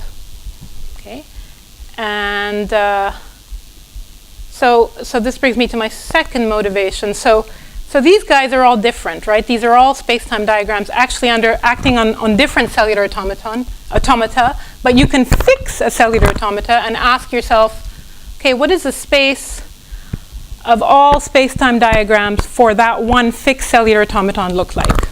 Okay, so this is a question. You fix a phi. Now big X is the space of all space-time diagrams, all Z cross Z arrays, and you can say, okay, what are the now it's two-dimensional, and the dynamics are the horizontal shift and the vertical shift, and you ask yourself, what are the vertical and horizontal shift invariant subspaces and measures of X? Points are zeros and ones. They could be zeros and ones. They could be also FP. They could be 0, 1 up to P minus 1. Certainly in the pictures, they were zeros and ones that I showed you. Okay, so there is previous work on this. So this is an example that showed up in an article by Kitchens and Schmidt in 1992, and they give a construction, and so there exist invariant subspaces of an algebraic nature. Okay, so I'm going to actually come back to this towards the end of my talk and describe the relationship between these things and the things that we have. But this construction was basically used by Einsiedler in 2004. So these are called, the construction, I'll just call it intersection sets. And Einsiedler took this construction and showed that for any L, you can find a closed vertical and horizontal shift invariant set such that for any M, N, and Z2, the topological entropy of the transformation sigma 1 to the M, sigma 2 to the N is L times the topological entropy of X with sigma 1 to the M, sigma 2 to the N. And you can also choose the set to contain no shift periodic points or to contain a dense set of shift periodic points. Okay, so there certainly this is not like the times 2 times 3 problem. There certainly do exist invariant measures and invariant subspaces. Okay. so I started off with a one-dimensional question. I said, are there measures or invariant subsets which are shift and cellular automaton invariant? And suddenly now we're looking at two-dimensional situation with horizontal and vertical shift. Okay, so what is the relationship? Actually, there is a relationship. Oh, but Einsiedler also asked, before I forget, so he created all these examples using intersection sets, and he asked, are there examples that are not intersection sets? Are there subspaces or measures which are not obtained in this way? Okay, so this is what I was going to talk about. So what's the relationship between shift, phi invariant measures, and space-time diagrams? Okay, supposing I give you a space-time diagram. So one space-time diagram, it's a two-dimensional configuration. I can define a shift with it. Okay, so I have a language, and the language defines a shift. So instead of all Z cross Z configurations whose language is a subset of the original configuration U that I gave you, and you can easily see that in fact every element of XU is a space-time diagram for phi.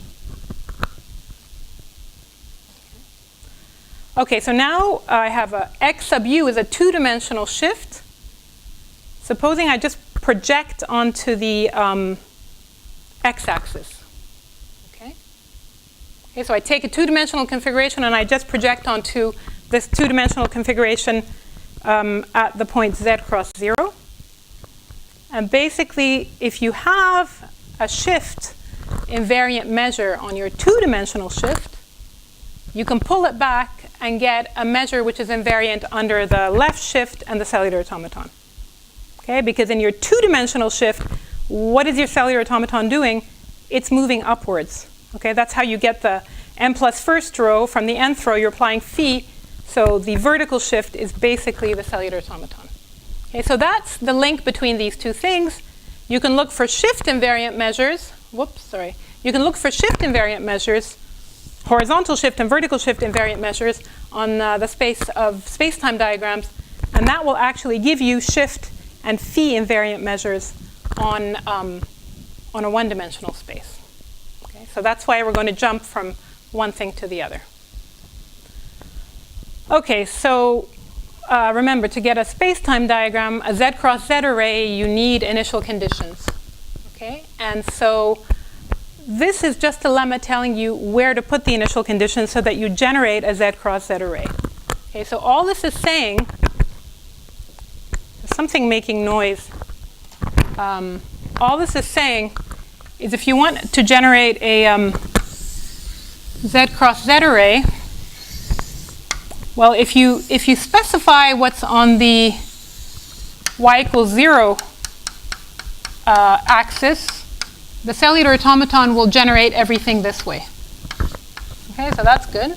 Now, the map is not invertible, but if you specify L plus R plus 1 half lines,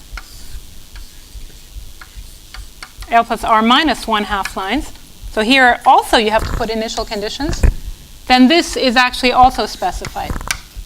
Okay, so all this lemma is saying is if I choose these entries, everything else is determined. Okay. And the question is, what happens if I restrict the nature of those entries? And so I'd just like to make some definitions. Most of you know this. So a one-sided sequence is p-automatic if it's the image under a coding of a fixed point of a substitution of length p. Okay, so think 2E Morse, or think of a coding of 2E Morse. And what if I wanted a two-sided initial condition? Okay, and so you can also take expansions base p, base negative p, okay, and a two-sided bi-infinite sequence is negative p automatic if and only if the sequences, it's a concatenation of two p automatic sequences. Okay, so p automatic sequences are related to base p expansions, and negative p automatic sequences are related to base negative p expansions. But think substitutions of constant length. Okay, so here are some examples of space-time diagrams with automatic initial conditions. So this is a Z cross Z array. So what we did here was we put the 2E Morse sequence here, the reflection of the 2E Morse sequence here, and a reflection of the 2E Morse sequence here. Okay, and this is Le Drapier, so it's 1 plus, its polynomial has length 2. So my initial condition is basic, oh no, sorry. My initial condition is this horizontal line and this vertical half line. Okay? So lots of structure here. Here's another example. This is a Z cross N array. We didn't bother continuing it downwards. Okay, so the initial condition here is just this horizontal line, and it's a bi-infinite fixed point of this substitution. Okay, so 0 goes to 0, 0, 1, 1 goes to 1, 1, 2, and 2 goes to 2, 2, 0. Okay, so this is on F3. Okay.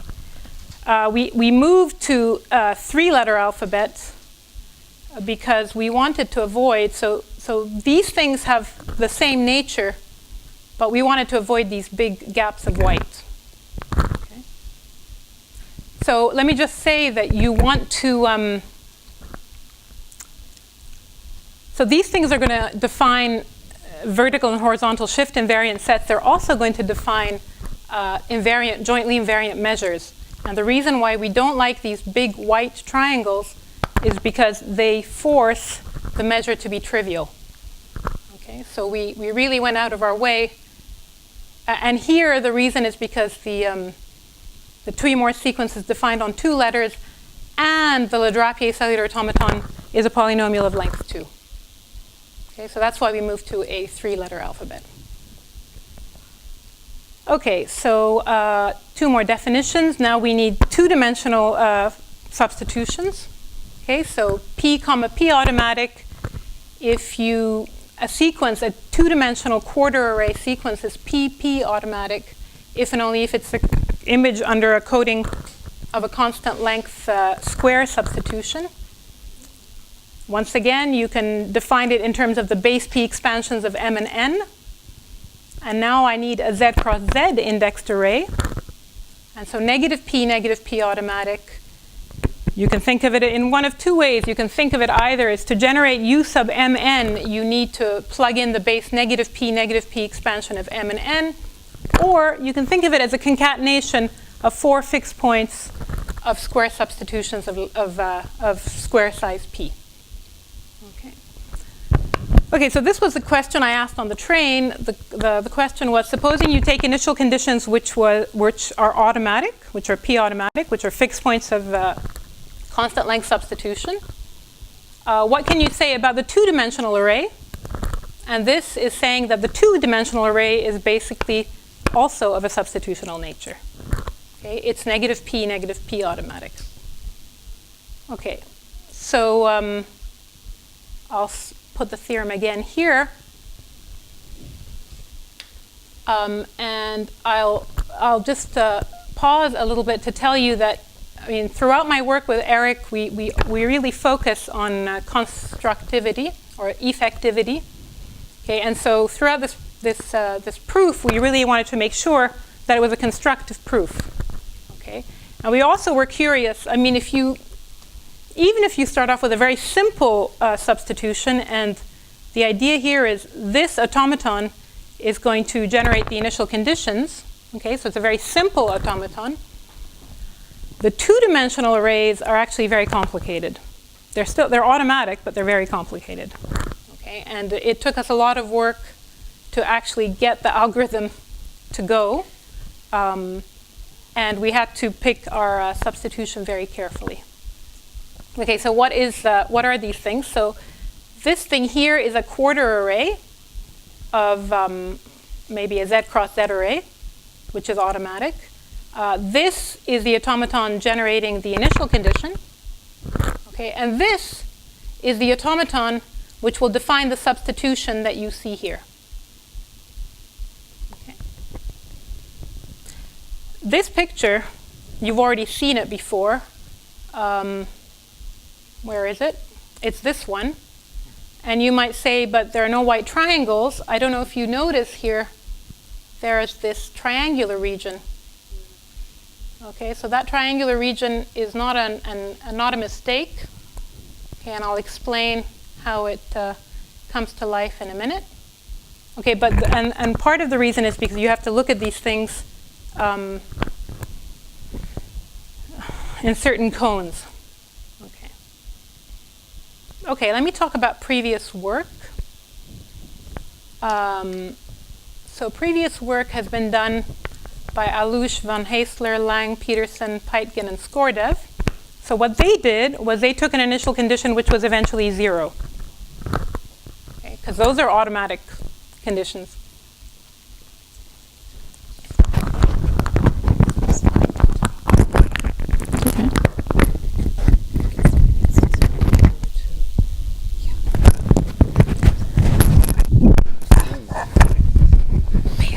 Yeah, you may. Okay, much better. It was driving me up the wall. Okay. So Alush and company were looking at initial conditions which are eventually 0, and those are also automatic. Okay, they're simpler automatic sequences. And they also made some other constraints, so they assumed that it had 0 right radius. And the reason why is because they wanted to look at n cross n arrays. Okay, so that's really the reason why. They proved an if and only if. We've only looked at the direction, what happens if we're doing things mod p, and they showed that actually if you do things mod n, where n is not a power of a prime, then you definitely do not get an automatic two-dimensional configuration. And when I talked to Alush a couple of years ago when I started thinking about this, and I said, well, why didn't you consider automatic sequences as initial conditions? And his attitude was, of course I should have, okay, because the proof is essentially the same. Okay, and so what's our tool? Our main tool is Kristall's theorem. So Kristall's theorem is a theorem which doesn't work if p is not a power of a prime. Okay? And so that's why, one of the reasons why Alush's result is an if and only if. Okay? And Kristall's theorem tells you, so there are many characterizations of automaticity. At the base, it's talking about generating a sequence u sub n where using the base p expansion of n. You can think of it, Cobham's theorem tells you it's a coding of a fixed point of a length p substitution. Kristall's theorem tells you that its generating function is algebraic over the field of rational numbers, rational functions with coefficients in p. Okay, and Salon, in a very straightforward way, generalized Kristall's theorem. It also works in the two-dimensional case. Okay. Okay, so that's our main tool, and let me just tell you why the triangle is important. So this is a picture that I showed you a while ago, and I said, did you notice this triangle?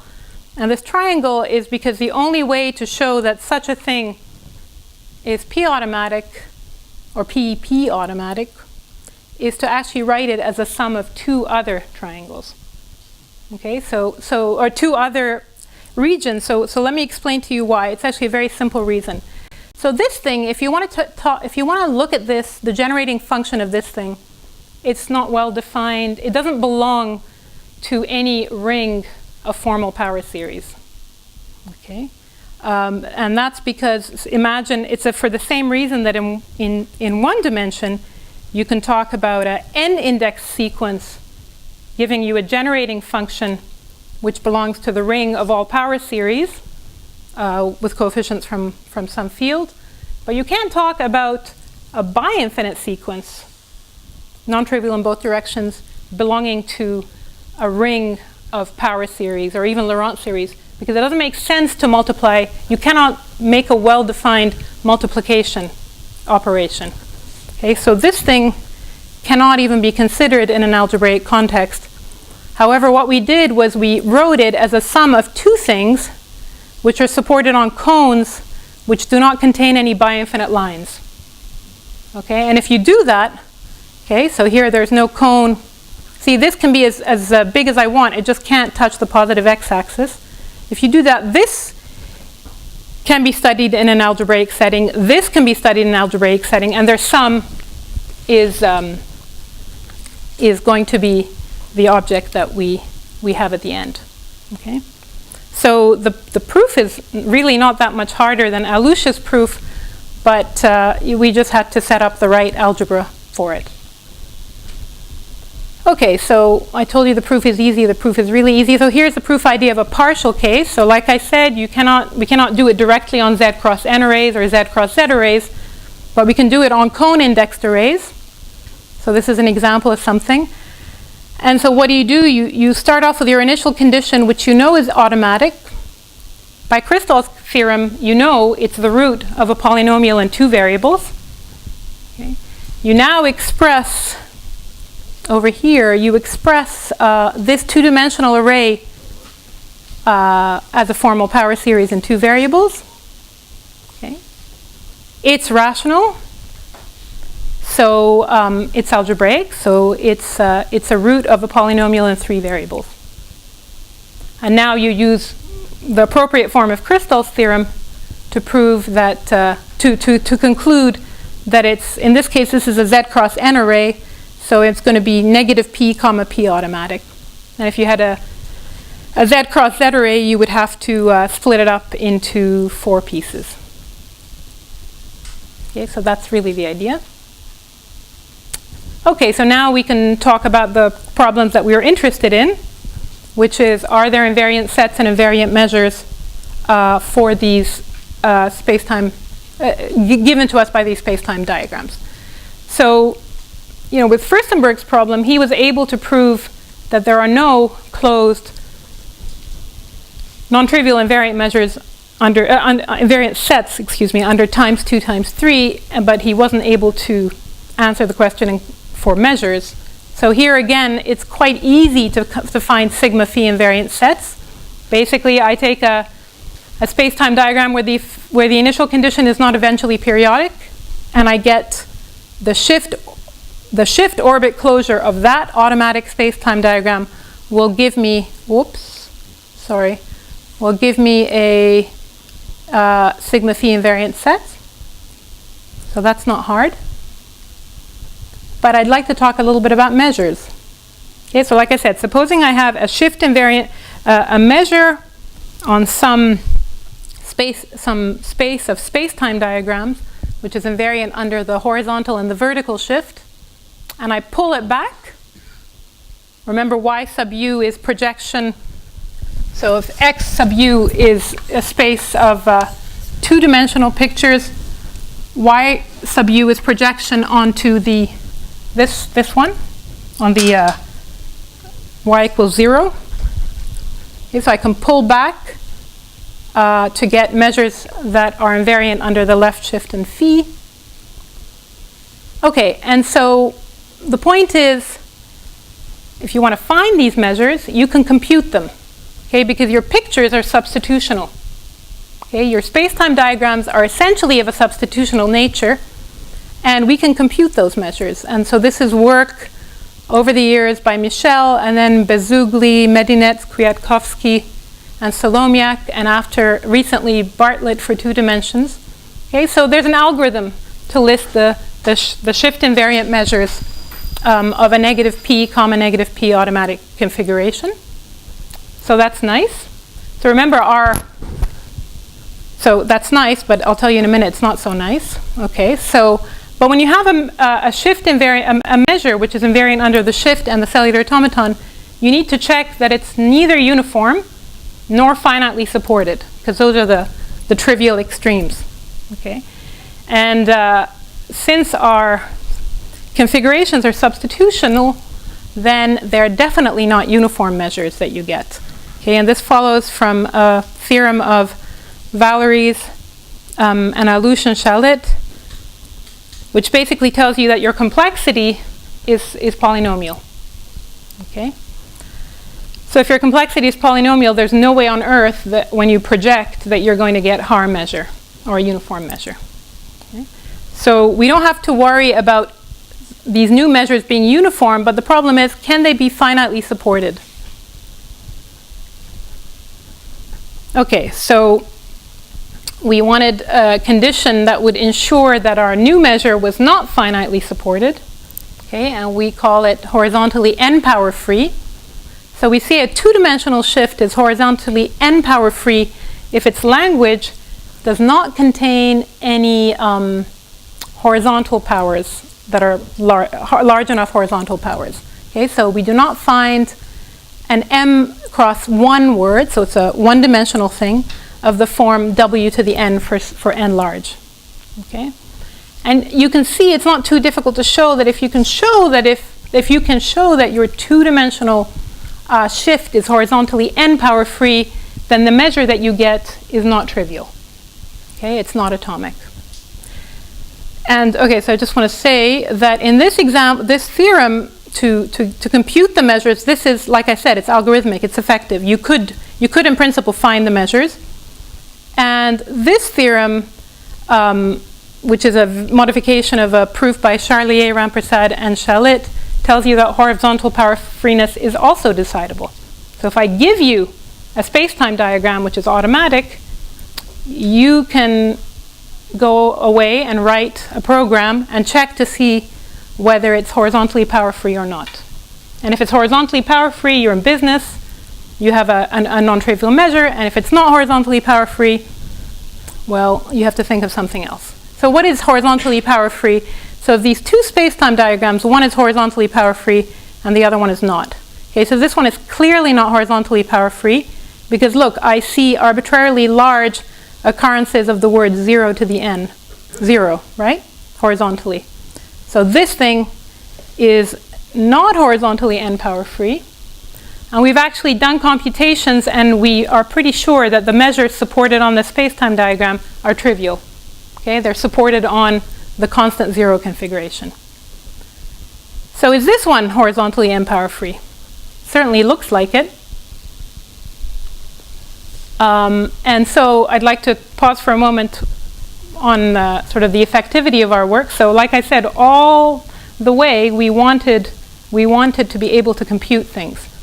So how do you compute? So your initial conditions are automatic. So your input is that you're given an automaton that generates your initial conditions, or maybe several automata, but finitely many.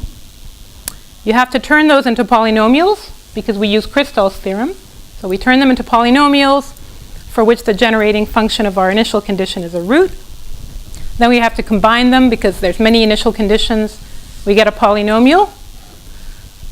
So far, so good. Once we have the polynomial, we have to compute the automaton that generates the two-dimensional configuration. So this was quite large. We managed it in a few cases. And now we have things in red. So to compute the measures, we can either, like I said to you, notice that it's a substitutional space-time diagram. But to do that, we had to reverse the automaton. We never got that to work. Or we could check horizontal power freeness. And so the way that the Charlier-Rampersad-Shalit proof works is you build an automaton, you express the property you want in a kind of logic, in a first-order logic, and then you build a machine for each one of these little statements. You build a machine and you put them all together, and apparently the machine will tell you whether or not it's horizontally power-free, but we also were never able to get that to work, which was upsetting. But that's okay because we can prove theorems. Okay? So yeah, we couldn't get the thing to work, so instead we proved something. So I remind you that a substitution is bijective if, well, what is a bijective substitution? If you write the substitution theta of A, which is a word of length p, this way, then for each I, so if I look down for each I, if I look at theta sub I of A as A varies over my alphabet, this is all of the alphabet. So 2e Morse is a bijective substitution. Okay? So here's an example of a bijective substitution. See 0, 1, 2, I see 0, 1, 2, and then I see 1, 2, 0. So these are all permutations of F3. But there is a special kind of bijective permutation, which is that this word is a translation of this word, and this word is a translation of this word. Okay, so if there's a special situation where theta of I is a fixed word plus the constant I word, then we call theta a rotation. Okay, so what's our theorem? So this is actually just the beginning. Like I said, we really were feeling lazy, didn't want to prove anything, but we ended up having to prove something. You can fix the cellular automaton and say, okay, what substitutions will give me non-trivial measures? And the result we have here is that we fixed Le Drapier on, I didn't write that down, we fixed Le Drapier on F3 to the Z, and we take any primitive bijective substitution on F3, then the space-time diagram supports non-trivial measures. Okay. But you can also change it. You can also say, I'm not going to fix my cellular automaton. So here's another generalization of 1. So we take a linear cellular automaton, and now its generating polynomial has L terms. So it's generating polynomials a polynomial of length L. And now we take, as an initial condition, a fixed point of one of these rotational substitutions. As long as P is not a divisor of L, the length of my polynomial, then the space-time diagram supports non-trivial shift and phi invariant measures. Okay, and I think there are many, many other types of results that one could prove this way. Okay, so now I'd like to go back and talk about these intersection sets that Einsiedler used to get all his big family. Okay, so the example that was in Kitchen's and Schmidt's article is this example, but if you understand this example, you'll understand this what an intersection set is. So this is what they did. They let P equals 2, and they let phi be the Le Drapier cellular automaton.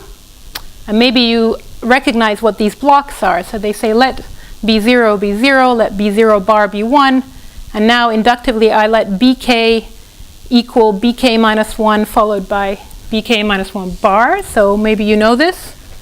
Anybody know this? All right, so here is, so what's B1? B1 is just 0, 1, and B1 bar is 1, 0. B2 is 0, 1, 1, 0, and B2 bar is 1, 0, 0, 1. Right? So, Robert, what sequence is that? That's the mother of all... Yeah, the mother of all substitutions. Okay, I knew he'd know the answer. Okay.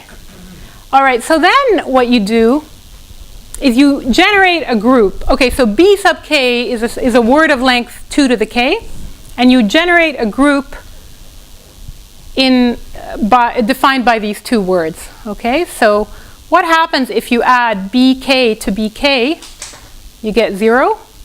What happens if you add bk to bk bar? You get all ones. Okay, and you can actually show that that's it, right? That's the group. So it's a substitution, but it kind of has so it's a two-more substitution, but it has a nice property, which is that hk here, this group that's what you see. Okay, so now what do? You let y sub k be the set, be basically a shift whose letters are these guys. Okay, so elements of y sub k are free concatenations of elements of h sub k with a 0 coordinate as the first coordinate of an element in hk. Okay, so I can do this. I have my radix point, and this, what is this? Yeah, an element of, maybe I put b sub k here. Maybe I put b sub k again. It's important that my word starts here. Maybe I put 3b sub k, so you say to me, oh, wait a minute, that's not two-imorph, but that's fine because you look at all concatenations. Now it's not a shift because we said we have to put the word starting here. So we fix that. We say, okay, we take the union of y sub k. We're allowed to shift. So now it is a shift. But now it's not invariant under the cellular automaton. So we can fix that too. So we have y sub k bar, which is shift invariant. And now we take its union from 0 to k minus 1 under phi. Okay, so that's almost an intersection set. So now you intersect all the lambda k's. Okay, so you do this for all k, and that is an intersection set. You could do something else. You can actually add finitely many. You can add a finite set at each stage. Okay, so that's an intersection set. And let's just relate this to the example that one of the examples we did. So you take a fixed point of the 2E Morse substitution, and you take the space-time diagram generated by that one under phi, you project it onto the y-axis, and I'm telling you that lambda, this intersection set, is this y, our y. Okay? Which is quite nice. So in other words, this was the diagram that we looked at. This is our space-time diagram. And lambda is basically all rows that you see in this, the shift generated by all rows that you see in this. Okay? Now the reason why this works, I believe, is because the group generated by the 2E Morse substitution is quite compact. Okay? So I'd like to conclude here. So we found some shift V invariant sets generated by space-time configurations of a substitutional nature. We've got new substitutional measures. Okay, we suspect that there are many, but we would like to investigate a bit more the conditions which give us non-trivial measures. And my last question, which I'm sure there's an answer out there, is are the shift phi invariant sets that we find the same as the intersection sets that Kitchens, Einsiedler, and Schmidt looked at? Okay, thank you.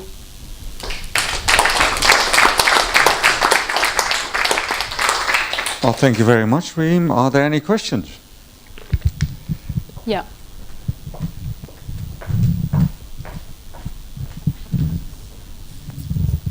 So you had an upper bound for the complexity of non-trivial sigma phi invariant measures. Mm-hmm. I think in the times 2 times 3 case there was an article by Breiner, Krah and Van Seer that gave a lower bound for the complexity. Yeah, so the article by Van Seer and Krah, but they're looking at the times 2 times 3 problem. Yeah. Okay, so that article that followed from a result they have about Niva's conjecture, right? Which is sort of how, I can't remember how to say it formally, but basically they took their bound from Niva's conjecture, which they have the best bound for that, and they said if you're going to get something in a space-time diagram kind of a way, which gives you a non-trivial measure, then its complexity must be at least linear plus epsilon, I believe. Oh, okay. That's what their result is saying. Okay. So do you get a look? Do we get a lower bound? No, but no, but actually, as soon as we have an infinite set, which we can ensure by using an initial condition which is not eventually periodic, then we actually have an infinite set, and hence we have a non-trivial invariant set. But we say nothing about the measures in that case. Okay. Yeah. Is it really possible to get a lower bound? Because you can thin out the construction more and more, and you lower the bound all the time. Right. So the lower bound must be 0. Well, I don't. The lower bound to the complexity, you mean? Yes. I guess. I have no clue. Not for the substitutional pictures. I see. I don't think so. But for the measures which you described. For the measures, so not the measures which are actually uniformly recurrent. So those really are non-trivial. Okay. Yeah. Are there any other questions? If not, oh yeah. You told us you tried to be as constructive as possible throughout, and there were some difficulties with that. Mm-hmm. Were they just practical difficulties, or didn't you see how to do it? I mean, No, it was, things- yeah, we know how to do it. We know the algorithm. right. The problem is that when you move from 1 to 2 dimensions, the complexity of the computation really increases. So we just had situations where, okay, it's been 3 weeks now and nothing, All right. it's not ending. So that's when we decided that we didn't. Yeah. Thanks. Okay, so I would like to thank Reem for giving me the opportunity to say the mother of all automatic sequences, but she's of the land of Saddam Hussein who introduced this, this phrase. So thank you very much once again, Reem. Okay.